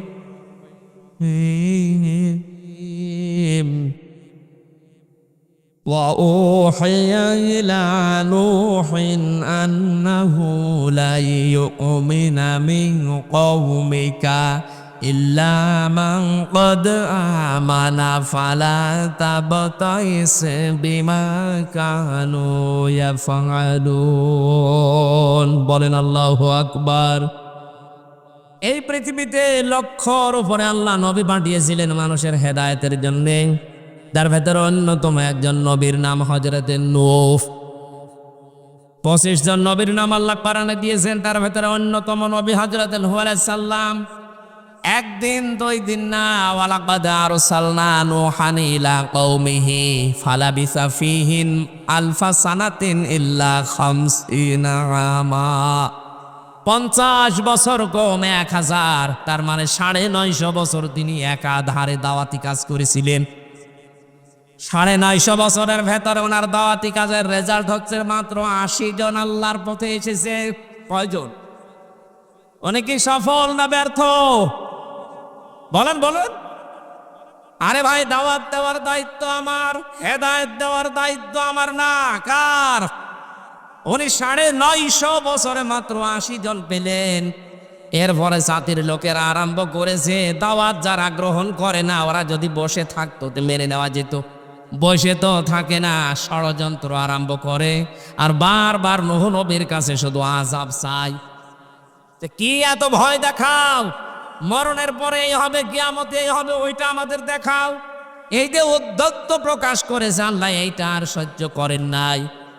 রব্বুল আলামিন এবার নূহ আলাইহিস সালামকে ওহী পাঠালেন। ওয়া ওহিয়া ইলা নূহিন আন্নাহু লা ইউমিনা মিন কওমিকা। হে নবী নূহ, আপনার পথে আমি ওহী করলাম, এই যারা ঈমান এনেছে পর্যন্ত, এরপরে আর কেউ ঈমান আনবে না, ফাইনাল। প্রশ্ন আসতে পারে, ইউমিনার আগে লান আল্লাহ দিয়েছেন, মোসারের আগে লান আসলে অর্থ হয় কখনোই হবে না। হেদায়েত দেওয়ার জন্য আল্লাহর উদ্দেশ্য নবী পাঠানো। সেই নবীকেই যদি উনি বলেন যে না আর কেউ ঈমান আনবে না, শুধু না অবশ্যই আর কেউ ঈমান আনবে না। তাফসিরে তাবারির ভেতরে মুফাসসির লিখেছেন, কারণ অনেকগুলো পেয়েছে, আমি একটা বলছি। হেদায়েত থেকে মানুষ চিরবঞ্চিত হয়ে যায় ওই সময় যখন নিজে অপরাধ করার সঙ্গে সঙ্গে এই পৃথিবীতে প্রেরিত পুরুষদের বিরুদ্ধোচ্চারণ করে। ওই সময় প্রেরিত পুরুষ ছিল হযরতে নূহ আলাইহিস সালাম। তিনি আল্লাহর নবী। নবী মানে সংবাদ বাহক। আল্লাহর পক্ষ থেকে যে সংবাদ তিনি নিয়ে আসতেন সেটা শুধু অস্বীকার করে বসে থাকেনি, তার কাছে আযাব চেয়েছিল যে দেখান কি দেখাতে পারেন। আমার জাতির লোকেরা, এই দেশে এখন নবী আছে? বলো, নবীর ওয়ারিস আছে, নায়েবে রাসূল আছে। নবীর যে দায়িত্ব ছিল উনি তো পালন করে চলে গেছে, কিয়ামত পর্যন্ত তার আসবে না, কিন্তু কিয়ামত পর্যন্ত তার নায়েবরা আসবে, তার উত্তরাধিকারী আসবে। কেউ যদি আলেমদেরকে অস্বীকার করে, তাদের কথা মানতে শুধু চায় না তা না, আর উল্টা পাল্টা আলেমদের বিরুদ্ধে অবস্থান নেয়, আল্লাহ পাক ওই জাতির লোককে তখন হেদায়েত থেকে বঞ্চিত করে দেয়। ফেরাউন যেদিন ডুবে যাচ্ছিল, একটু তাকান।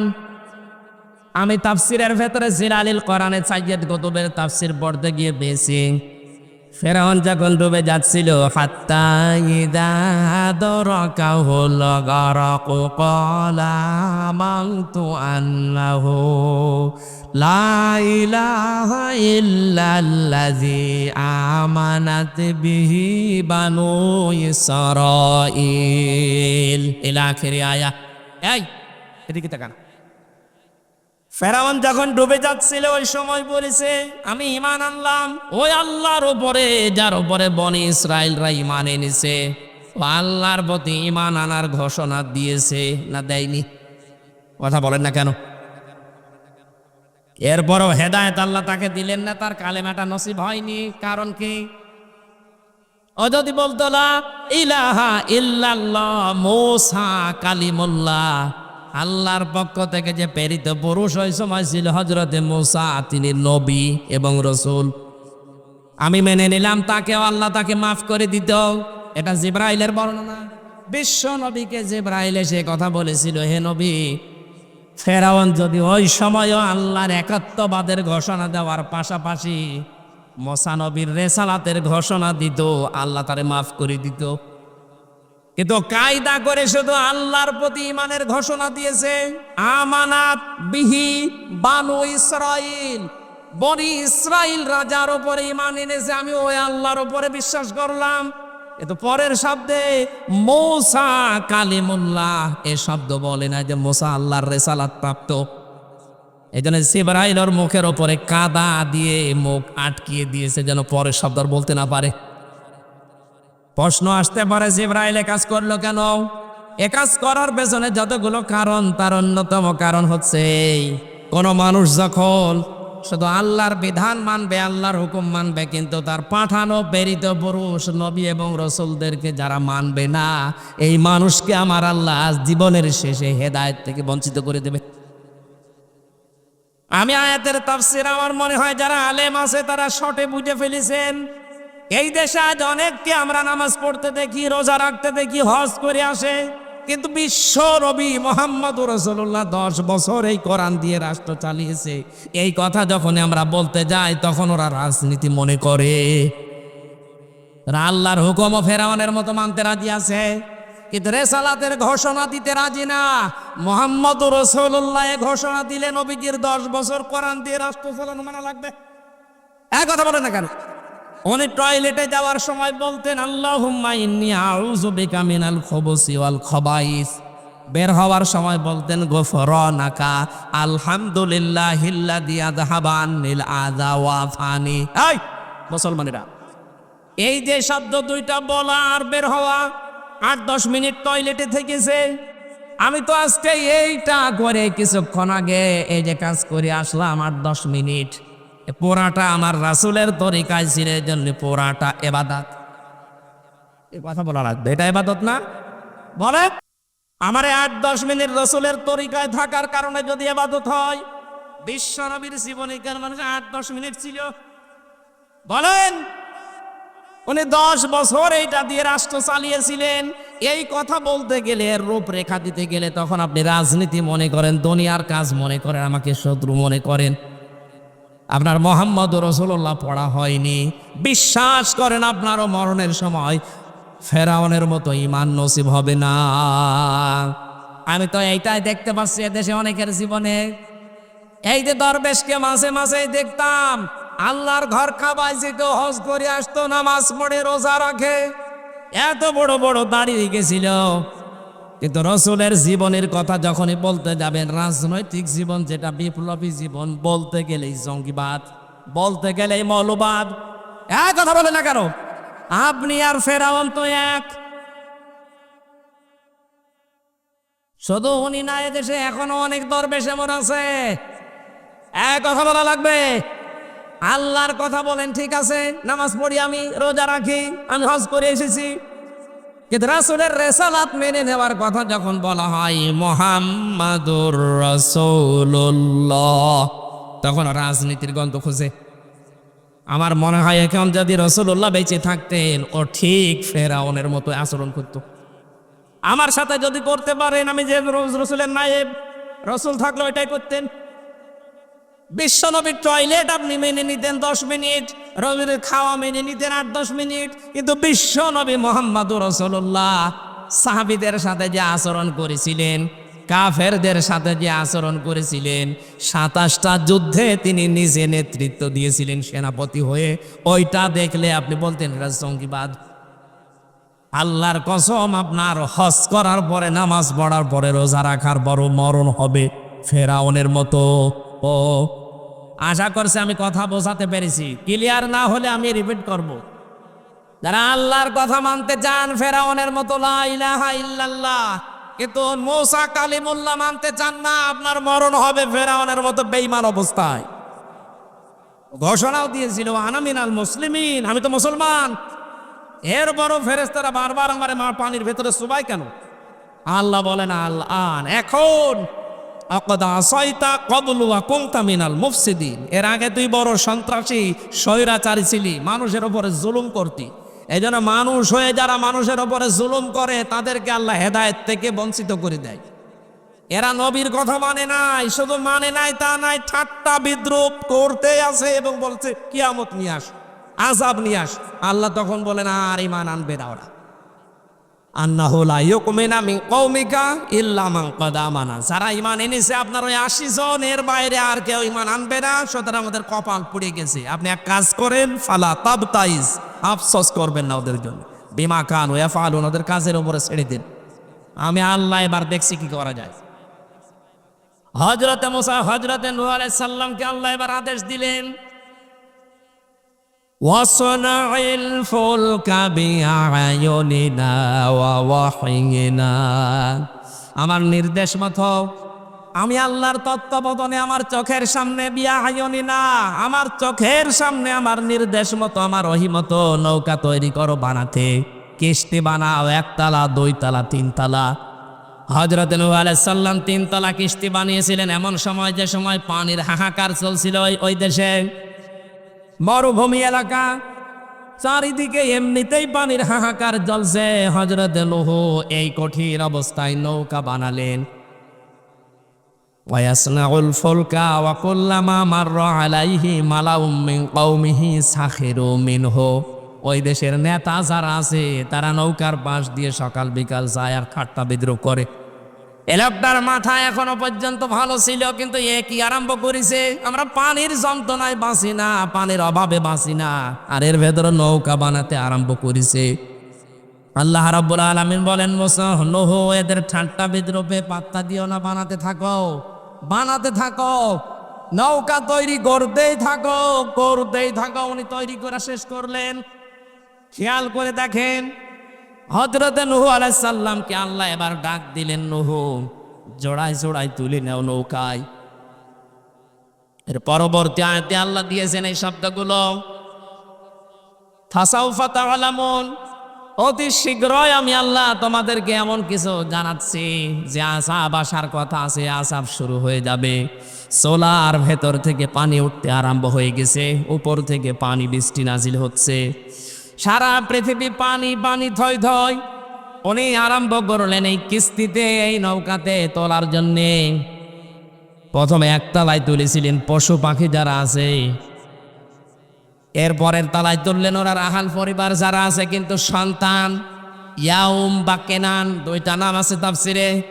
ইয়াউম বা কেনান, এই ছেলেটার তার নিজের স্ত্রী, এই 2 জনকে বাদ দিয়ে পরিবারস্থ লোকদেরকে তিনি তুলে নিলেন।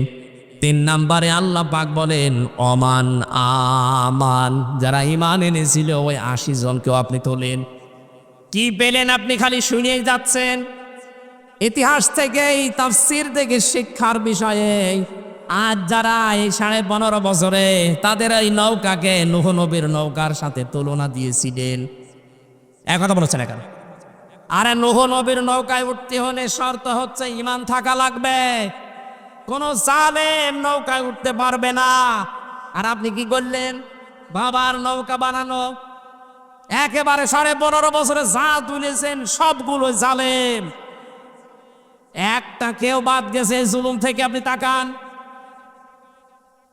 15.5 বছরে আপনি যাদেরকে তুলেছিলেন নৌকায়, অধিকাংশ গুলো সব বেঈমান আর সবগুলো জালেম।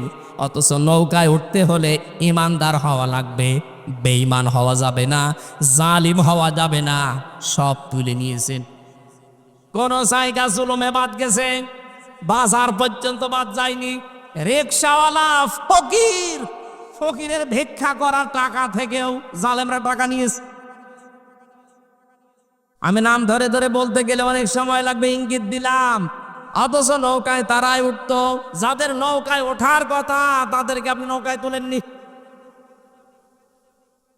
আল্লাহ পাক বলেন, নৌজন সব যখন তোলার পরে যখন নৌকা ছাড়বে, আমি বলেছি বলো ওয়াকালার কাবু ফিহা বিসমিল্লাহি মাজরেহা ওয়া মুরসাহা ইন্না রাব্বি লাগাফুরুর রহিম। এখানে আরোহণ করার পরে কয়েকটা কথা বলতে বলেছিলেন। হযরত নূহ বলেছিলেন, রব্বুল আলামিন আমার এই কিস্তি, এই নৌকা চলতে থাকবে, এর গতি আপনার নামে, এর স্থিতি থেমে যাবে তাও আপনার নামে। এখানে নৌকা দ্বারা আমি একটা বিষয় সামনে নিয়ে আসতে চাই। নৌকা আল্লাহর বিধান মতো তিনি বানিয়েছিলেন, এটা আল্লাহর একটা নিদর্শন। এটা আল্লাহর কি? আরো জোরে বলেন। এই পৃথিবীতে এখন যত নিদর্শন আছে, সবচাইতে বড় নিদর্শন হচ্ছে আল্লাহর পাঠানো ইসলাম। আরো জোরে। তাহলে এইটাও কেউ যদি আপনি নৌকা ধরেন, আল্লাহর এই ইসলাম, এই জীবন বিধান, এই দিন, এটা এই দেশে চলতে থাকবে আল্লাহর নামে এবং থামবেও আল্লাহর নামে। সুতরাং এর বৈঠা যিনি ধরে আছেন, ওই নৌকার বইটা ধরেছিল হযরত নূহ আলাইহিস সালাম। আমাদের এই দেশে যারা আল্লাহর এই বিধানের বইটা ধরে আছে, অবশ্যই আপনাকে কর্মী হিসাবে নৌকায় ওঠার পরে আপনার দায়িত্ব শেষ। চিন্তা ভাবনা বাদ দিয়ে নৌকায় উঠে বসে থাকেন, বাকি নৌকা জান্নাতে পৌঁছিয়ে যাবে। হযরত নূহ আলাইহিস সালামকে আল্লাহ আদেশ দিলেন, সাবধান, তোমার সন্তান কিন্তু এই যে ডুবতেছে, তোমার স্ত্রী ডুবতেছে। ওয়ালা তুখাতিবনি ফিল্লাযীনা যালামু ইন্নাহুম মুগরাকুন। ও নবী নূহ, নিজের আপন সন্তান, আপন স্ত্রীর এই কঠিন অবস্থা, ডুবন্ত অবস্থা দেখে আমি আল্লাহর কাছে জালেমদের পক্ষ হয়ে কিছু বলবা না। সুতরাং আমরা আল্লাহর আয়াত থেকে শিক্ষা নিতে চাই। এই 15.5 বছর যারা জুলুম করে জালেম হয়ে এখনো পর্যন্ত আছেন, তাদের পক্ষে আমরা যেন কেউ কথা না বলি। সে ছেলে হতে পারে, বংশের লোক হতে পারে, নিজের আপনজন হতে পারে, কিন্তু না, জালেমের পক্ষে কথা বলা নিষেধ। কার? আরো জোরে বলেন। আল্লাহর এই আদেশকে আপনি ওভারটেক করবেন। এই আদেশ ওভারটেক করে নামাজ হবে, রোজা হবে, আশা করছি আপনি থামবে। আর নৌকার মা অর্থ আমি করেছি আল্লাহর বিধান, এদেশে আল্লাহর দিন কায়েমের জন্য যারা চেষ্টা চালাচ্ছে, তারা নৌকার মাঝি, বৈঠা নিয়ে তারা বসে আছে, চেষ্টা চালাচ্ছে। আমরা যেহেতু নৌকায় উঠে বসে আছি, আমাদের উচিত হবে এখন নৌকা চলতে থাকবে আল্লাহর নামে। এর গতি, এর স্থিতি কোথায় কোথায় থামবে, এটার বিধান, এর খবরদারি করবে। যারা দায়িত্বে আছে তারা। কথা বোঝাতে পেরেছি? কোনো চিন্তা নেই, নৌকা চলতেছে, নৌকা চলতে থাকবে, আল্লাহর বিধান। এটা যারা দায়িত্বে আছে তারা ঠিক করবে। যখন যে কর্মসূচি ইসলাম কায়েমের জন্য দেশে আসবে, দল মত দেখা যাবে না। আমি নৌকায় যখন উঠেই পড়েছি, আমার কাজ হবে এই কর্মসূচিগুলো পালন করা। এই জমিনে দিন কায়েম করাই লাগবে, এটা ফরজ না, চেষ্টা করা ফরজ। কথা বলেন না কেন? আমি চেষ্টা করতে থাকবো। 2024 সালের 5 আগস্টের পরে আমার মনে হচ্ছে আল্লাহ এই দেশে ইসলাম কায়েমের জন্য একটা ক্ষেত্র তৈরি করে দিয়েছে। এর আগে তো এ কথাই বলা যেত না। আল্লাহ যেহেতু পরিবেশ দিয়েছে, আমার মনের বড় আকাঙ্ক্ষা, বড় তামান্না, ইচ্ছা, আশা যে কোরআনে কারিম দিয়ে বাংলাদেশ চললে কেমন দেখা যায়, এটা আমি দেখে মরতে চাই। কারণ এই 53 বছর তো, আমার তো 33 বছর, যারা মুরব্বী আছে এই 53 বছর তো বাবা চালিয়েছে, ওনারা দেখেছে, স্বামী চালিয়েছে, দেখেছে। কথা বলে না কেন? আপনাদের চাচা চালিয়েছে রংপুরের, আপনারা দেখেছেন। ভাবি চালিয়েছে, বউ চালিয়েছে। কিন্তু এখন শুধু বাকি আছে এই কোরআন দিয়ে চললে কেমন দেখা যায়, এটা দেখার দরকার নেই। মিনি জান্নাত হয়ে যাবে বাংলাদেশ ইনশাআল্লাহ। আমরা এটা যেন দেখতে পারি, সেই পরিবেশ আল্লাহ যেন নিজের পক্ষ থেকে দয়া করে দান করেন, বলেন আমিন। জেলে থাকা অবস্থায় পারিবারিক কিছু কাজ কারবার নিয়ে, বিশেষ করে পরিবারের যে অবস্থা, অধিকাংশ মানুষ জেলে যায় দেখলাম এই ডিভোর্সের কারণে, পারিবারিক শান্তি নেই, অশান্তি, এই নিয়ে আমলের বিষয়ে একটা বই লিখেছিলাম, বাইরে এসে পাবলিশ করেছে, গাড়িতে পাওয়া যাচ্ছে, আপনারা মেয়েদের জন্য নিয়ে যাবেন আমলের জন্যে। আজকের মতো শেষ করে দিচ্ছি, আগামীতে কোনো জায়গায় রাতের বেলা নিয়ে আসবেন, দিনের বেলায় মাহফিলে গ্যাঞ্জাম হয় বেশি। আল্লাহুম্মা আমিন। লা ইলাহা ইল্লা আনতা সুবহানাক, লা ইলাহা ইল্লা আনতা সুবহানাকা ইন্নী কুনতু মিনাজ জালিমিন। রব্বুল আলামিন। দিনাজপুর জেলার বিরল থানা ধর্মপুর এলাকার মানুষেরা কোরআনে কারিমের আয়োজনে আঞ্জাম দিয়েছে। চাতক পাখির মতো তারা বসে বসে শুনছিল। এই মানুষগুলোকে হযরতে ওমরের মতো হেদায়েত দিয়ে দাও। হযরত নূহ আলাইহিস সালামের জীবন থেকে যে কয়টা শিক্ষা আমরা পেয়েছি, আল্লাহ কোন জালেমের পক্ষে যেন আমরা সাফাই না গায়ে, এরকম ঈমান মন মানসিকতা আমাদের দিয়ে দাও।